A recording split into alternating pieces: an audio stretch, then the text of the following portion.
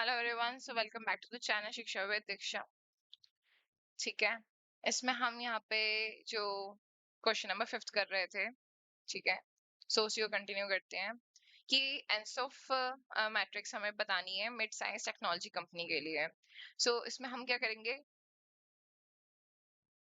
Sorry, सो इसमें हमारे पास क्या है, मार्केट पेनिट्रेशन मतलब अभी आप छोटे से बच्चे हो, मार्केट में आए हो, ठीक है, और आपका भी क्या मेन मोटिव है कि भाई कस्टमर जो है उनको अट्रैक्ट करना अपने तरफ, ठीक है।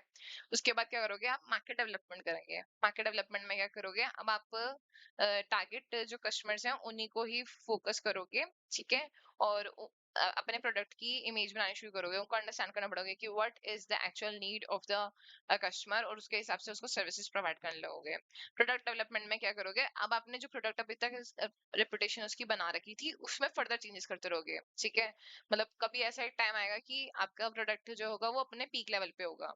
उसके बाद आप डाइवर्सिफिकेशन करोगे, क्यों, क्योंकि पीक लेवल के बाद मैच्योरिटी भी आती है, जब आप पूरे की पूरी मोस्टली मार्केट शेयर में हर किसी को पता चल जाता है, हाँ भाई ये एक प्रोडक्ट मार्केट में आ चुका है, हर कोई यूज कर चुका होता है। अब आपको उसको फर्दर उसके से प्रॉफिट कमाने के लिए उसमें डाइवर्सिफिकेशन करना पड़ता है।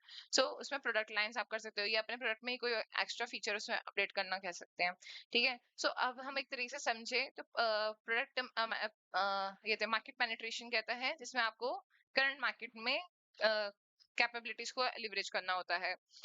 मार्केट डेवलपमेंट में क्या होता है कि आप कस्टमर के बेसिस को कहते हैं, उस पे आप एक्सपेंशन करते हो, ठीक है। न्यू मार्केट्स में आप अपने कस्टमर्स को बढ़ाते रहते हो, ठीक है। आपने पहले इंट्रोड्यूस कर दिया, अब आप कस्टमर्स के नीड्स को केटर करना शुरू कर चुके होते हो। प्रोडक्ट डेवलपमेंट में क्या होता है कि आप अपने प्रोडक्ट की प्रेस्टीज बनाना शुरू कर देते हो मार्केट में। डाइवर्सिफिकेशन होता है जब आप नए प्रोडक्ट्स को मार्केट में इंट्रोड्यूस करते हो अपने प्रेजेंट प्रोडक्ट के साथ। क्वेश्चन नंबर 6 आ जाता है, the role of the tactical operational decision making in effectively managing and outmanoeuvring competition.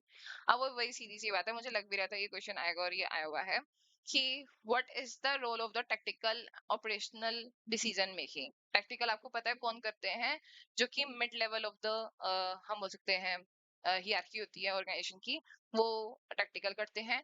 और जो लोअर और द ऑपरेशनल लेवल होते हैं, जो एक्चुअल में एग्जीक्यूशंस करते हैं काम के फंक्शंस का, उनकी वो जो करते हैं डिसीजन मेकिंग, वो होती है ऑपरेशनल डिसीजन मेकिंग, ठीक है। सो अब इसमें पहले उसने डिफाइन कर रखा है यहाँ पर, so technical decisions are the mid level, ठीक है। कौन लेते हैं, ये मिड लेवल डिसीजन लेते हैं, और ये कहते हैं डिपार्टमेंट हेड्स या मिडल मैनेजर्स लेते हैं, ठीक है। ये लॉन्ग टर्म लेवल जो स्ट्रेटजी होती है उसको सपोर्ट करते हैं, ठीक है, उसको एक्शनेबल में कन्वर्ट करते हैं, ठीक है। मतलब जैसे कि ऑर्डर आ गया कि हमने तो वुमेन एम्पावरमेंट करनी है, कहते हैं स्ट्रैटेजिक डिसीजन में आया, हमने अपने कहते हैं अपने पूरे ऑर्गेनाइजेशन में वुमेन एम्पावरमेंट का एक प्रोग्राम चलाना है। उन्होंने सिर्फ बोल दिया, अब बोल दिया तो हो थोड़ी ना जाएगा, उसको लाने के लिए क्या किया, टेक्टिकल उन्होंने बोला चलो ठीक है वुमेन एम्पावरमेंट करनी है। वुमेन एम्पावरमेंट हम कैसे कर सकते हैं कि हम वुमेन्स को हायर करेंगे, ठीक है, ज्यादा प्रेफरेंसेस हम वैकेंसीज निकालेंगे तो उसमें हम प्रेफरेंसेस देंगे वुमेन्स को। जितने हमारे पास प्रेजेंट वुमेन स्टाफ है उनको हम कोशिश करेंगे कि प्रमोशंस दें उनको, हम जो भी हम बोल सकते हैं मैटरनिटी लीव्स हैं, ये सब चीजें हैं, उस पे हम उनको सपोर्ट करेंगे। ये इस तरीके से हम वुमेन एम्पावरमेंट कर सकते हैं। तो ये हमारा किस में आ गया, टेक्निकल्स में आ गया। ऑपरेशनल में आ गया, चलो जी, अब हमें ये प्रोग्राम्स जो है बना दिए गए हैं कि क्या क्या हमारे रूल्स एंड रेगुलेशंस या फ्रेमवर्क होने वाला है, ये टेक्निकल ने बना दिया है। अब उस केसेस पे उसको कैसे एग्जीक्यूट करना है,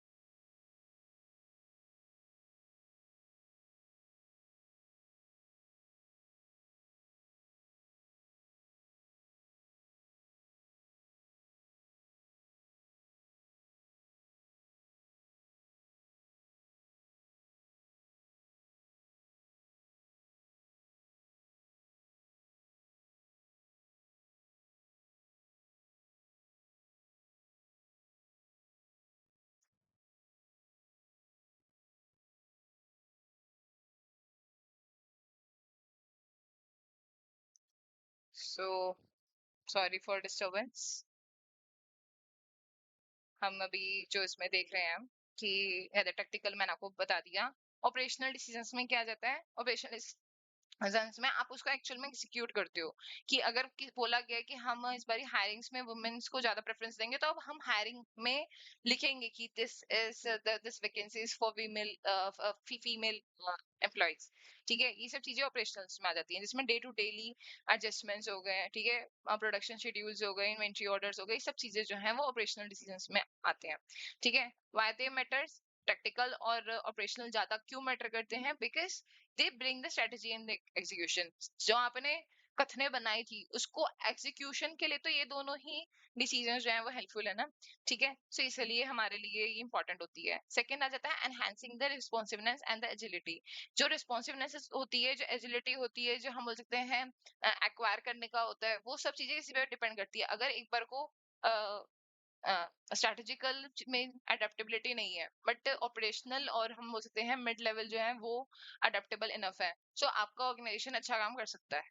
ठीक है, उनको हम बोल सकते हैं फ्लेक्सिबल ज्यादा होने की जरूरत है, क्योंकि उन्होंने ही एग्जीक्यूट करना है। थर्ड आ जाता है improve efficiency and the resource use. आपका रिसोर्स यूज जो है और एफिशिएंसी है, वो भी यही लेवल्स ही और इसी लेवल के जो डिसीजन होते हैं वही इफेक्ट ज्यादा करते हैं। एग्जाम्पल के लिए, अगर आप ईओक्यू ले लो, ठीक है, या आपको कोई काम करते वक्त टाइम की ऑप्टिमाइजेशंस देखनी है, ठीक है, तो वो कौन ज्यादा ध्यान देगा? यही ऑपरेशनल जो डिसीजंस है वही देखेंगे, या टैक्टिकल जो लेवल है या डिसीजंस है वही मैटर करेंगे यहाँ पर। ठीक है, सस्टेनिंग द कम्पिटिटिव एडवांटेज। अगर इन्होंने ही काम अपना अच्छा करके दे दिया, तो कम्पिटिटिव एडवांटेज जो है अचीव कर सकता है पूरा एक ऑर्गेनाइजेशन, पूरा एक बिजनेस। ठीक है, मतलब एक तरीके से आप ये समझ लो, जो एक्चुअल में जो चलाने वाले होते हैं ना, वो लेबर क्लास हम बोल सकते हैं, या ऑपरेशनल क्लास होती है, जो पूरे के पूरे बिजनेस को चलाते हैं। अगर वो एक बार को रिजिड हो जाए, स्ट्राइक्स कर ले, तो बहुत काफी मतलब नुकसान होता है बिजनेस को ओवरऑल लेवल पे। ठीक है, सो इंटीग्रेशन अब यहाँ पे बस वही है कि integration is the key example के लिए दिया हुआ है, तो आपको क्या क्या करना है इनके साथ। अलाइनमेंट लेकर के चलो, कम्युनिकेशन फीडबैक प्रॉपर्ली जो है वो पास ऑन होना चाहिए, डेलीगेशन और एम्पावरमेंट होना चाहिए। आप अगर डेलीगेशन दोगे ना, आप बताओगे ना कि कहते हैं अपने से कहते हैं लोअर क्लास को, आप एक बार को उनको बताओगे ना कि यस आपको कहते हैं खुद आप you are allowed to take the decisions by your own, तो उनको एक तरीके से ना एम्पावरमेंट फील होती है, उनको एक लगता है कि yes this company is my company, उनको एक अपनापन फील होता है, तो वो चीज हमारे लिए बेनिफिशियल हो जाती है। अब इसमें उसने बोला है कि क्या कहते हैं इनके वो होते हैं, डिफरेंसेस होते हैं। सो टैक्टिकल क्या होती है? कम्पिटिटिव एक्शंस बताती है, जस्ट करती है, और मिड कोर्स ऑफ एक्शंस बताती है। ये क्या होता है? डेली एक्सीलेंस के लिए हेल्पफुल होते हैं, एंड ये क्या करते हैं? क्विक पाइवटिंग करते हैं, क्विक जो भी एक्शंस होते हैं वो ऑपरेशंस में लिए जाते हैं। ठीक है, ये क्या करते हैं एग्जांपल के लिए, जैसे कि कोई टारगेट एड्स हैं, कैंपेन्स हैं, या प्रमोशंस रिएक्शंस देने हैं, ये राइवल मूव्स हैं, ये सब कौन डिसाइड करता है? ये टैक्टिकल डिसाइड करते हैं। बट क्वालिटी मेंटेनेंस है, ठीक है, एक्सेस, अगर कोई स्टॉक हो रहा है या स्टॉक आउट हो रहा है, ये सब चीजें कौन बताते हैं, कौन देखते हैं? ऑपरेशनल लेवल देखते हैं। सो बस इसी के बेसिस पे है। For the instance when the rival launches a heavy discounted product, the tactical team can craft the limited bundle of the offer, while the operational team ensure the stock and the logistic meet demand। बहुत easy सा था, आप कुछ भी इसमें example और अच्छा further they सकते हो। सो इसी के साथ हमारा PYQ खत्म होता है कम्युनिटी मार्केटिंग का। Thank you so much, keep learning, keep supporting.